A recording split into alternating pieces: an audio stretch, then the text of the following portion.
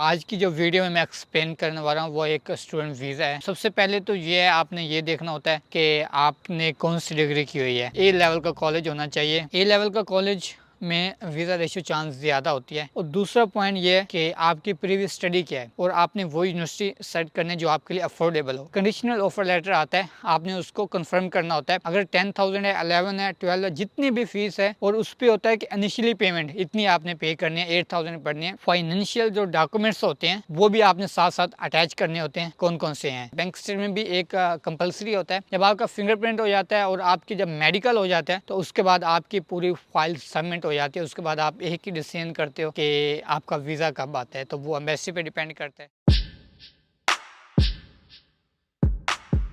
अस्सलाम वालेकुम, आप इस टाइम देख रहे हैं मेरा इनसाइड ऑस्ट्रेलिया। तो आज की जो वीडियो में मैं एक्सप्लेन करने वाला हूँ वो एक स्टूडेंट वीज़ा है कि एक स्टूडेंट वीज़े का क्या प्रोसेस होता है। तो उसमें मैं आपको स्टेप बाय स्टेप बताता हूँ। सबसे पहले तो ये है, आपने ये देखना होता है कि आपने कौन सी डिग्री की हुई है। आपने अगर इंटर किया हुआ है, इंटर मतलब आपने 12 पास की हुई है। आप उसके बाद अगर आपने बैचलर किया हुआ है और अगर आपने मास्टर किया हुआ है, सबसे पहले तो आपने ये देखना है कि आपकी कौन सी डिग्री है प्रीवियस। और जो फर्स्ट स्टेप है वो होता है कि आपने ऑस्ट्रेलिया की यूनिवर्सिटी में अप्लाई करना है। आपने यूनिवर्सिटी सेलेक्ट करनी होती है। अगर यूनिवर्सिटी सेलेक्ट नहीं कर रहे तो आपने एक कॉलेज सेलेक्ट करना होता है और ए लेवल का कॉलेज होना चाहिए। ए लेवल का कॉलेज में वीज़ा रेशियो चांस ज़्यादा होती है as compared to other college में। और अच्छी यूनिवर्सिटी में हो तो उसका भी वीज़ा रेशियो चांस ज़्यादा होता है। सबसे पहले तो ये पॉइंट है। और दूसरा पॉइंट ये है कि आपकी प्रीवियस स्टडी क्या है। अगर आपने इंजीनियरिंग की हुई है तो आपका नेक्स्ट एडमिशन भी इंजीनियरिंग में होना चाहिए, चाहे कॉलेज में हो चाहे यूनिवर्सिटी में हो। अगर आपने पीछे से मेडिकल किया हुआ है तो नेक्स्ट भी जो आपकी डिग्री सिलेक्ट कर रहे हो, ये आपने मिस्टेक नहीं करनी। ये किसी के कंसल्टेंट के कहने पे भी आपने मिस्टेक नहीं करनी। आपकी प्रीवियस स्टडी के रिलेटेड फ्यूचर जो डिग्री आप करने जा रहे हो वो उसी के रिलेटेड होनी चाहिए और अच्छी यूनिवर्सिटी में होनी चाहिए, अच्छे कॉलेज में होना चाहिए। उसकी वीज़ा रेशियो चांस ज़्यादा हो जाती है। तो उसके बाद आपने कोर्स सेलेक्ट कर लिया, आपने यूनिवर्सिटी सेलेक्ट कर ली। उसके बाद एक होता है कि आपकी रिक्वायरमेंट क्या है, उस कॉलेज की क्या रिक्वायरमेंट है,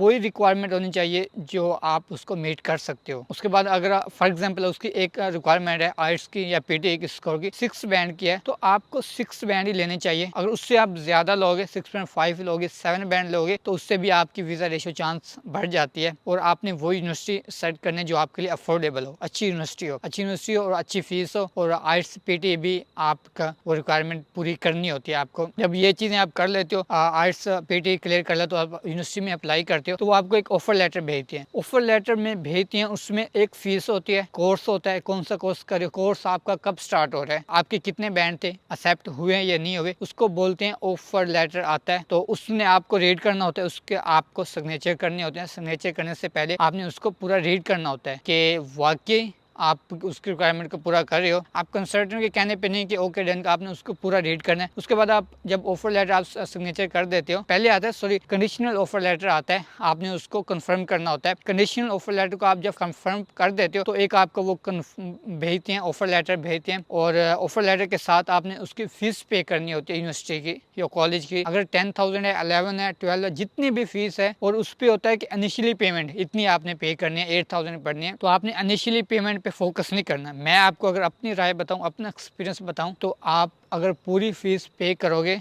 तो आपके वीज़ा रेशियो चांस ज़्यादा हो जाते हैं। उससे भी एम्बेसी को भी पता चलता है, कॉलेज को भी पता करता है कि वाकई स्टूडेंट इधर अफोर्ड कर सकता है हमारी रिक्वायरमेंट को जो भी। तो आपने जब उसकी फीस पे कर दी, उसके बाद एक सीओई लेटर आता है, जिसको कंफर्म ऑफ इनरोलमेंट लेटर कहते हैं। वो आपके पास आ जाता है आफ्टर फीस के 1 मंथ के आपके पास आ जाता है। उसके बाद आप डॉक्यूमेंट्स कलेक्ट करते हो, वीज़ा फाइल करते हो। और वीज़ा फाइल के क्या क्या डॉक्यूमेंट्स होते हैं, उसमें सबसे पहले तो सीओई होता है और आपका आइट्स होता है, आपका पीटी होता है जो आपने दिया होता है। ये 2 मेन डॉक्यूमेंट्स होते हैं। और इसके साथ साथ आपके फाइनेंशियल डॉक्यूमेंट्स होते हैं। फाइनेंशियल जो डॉक्यूमेंट्स होते हैं वो भी आपने साथ साथ अटैच करने होते हैं, कौन कौन से हैं। और इंशाल्लाह मैं एक कंप्लीट वीडियो बनाऊंगा फाइनेंशियल डॉक्यूमेंट्स पे। इंशाल्लाह नेक्स्ट वीडियो इंशाल्लाह वही आएगी, फाइनेंशियल डॉक्यूमेंट्स आपके कैसे होने चाहिए। मैं थोड़ा सा उस पर एक्सप्लेन कर देता हूँ कि आपके फाइनेंशियल डॉक्यूमेंट्स का मतलब है आपका पाकिस्तान में बिजनेस क्या है, इंडिया में क्या बिजनेस है, आप जो ऑस्ट्रेलिया में स्टडी करने जा रहे हैं आपके पास क्या वो है, क्या बैंक स्टेटमेंट है। बैंक स्टेटमेंट भी एक कंपलसरी होता है, ये भी एक एम्बेसी के डॉक्यूमेंट्स होते हैं। तो उसने आपको उसी डॉक्यूमेंट्स को आपने शो करना होता है। उसमें फाइनेंशियल डॉक्यूमेंट्स होते हैं। फाइनेंशियल डॉक्यूमेंट्स के साथ साथ ये बताऊँ, अगर आपके पास कोई फार्म है, फार्म होता है, पोल्ट्री फार्म हो सकता है, काऊ फार्म हो सकता है, तो आपने उसके साथ उसकी एविडेंस लगानी होती है। वो आप उसके साथ सारी रसीदें जो भी आपके एविडेंस हो गया, अगर आप वो लगाएंगे तो आपकी वो फाइल स्ट्रॉन्ग हो जाती है। तो उसके साथ आपने एम्बेसी की फीस पे करनी होती है। और कैरेक्टर सर्टिफिकेट होता है, कैरेक्टर सर्टिफिकेट होता है और COE हो गया, ये सब डॉक्यूमेंट्स आपने लेके आपने सबमिट करने होते हैं। उसके बाद आपको एक डेट आती है, फिंगरप्रिंट की भी आती है और उसके साथ मेडिकल की भी 2 डेट होती है। जब आपका फिंगरप्रिंट हो जाता है और आपकी जब मेडिकल हो जाता है तो उसके बाद आपकी पूरी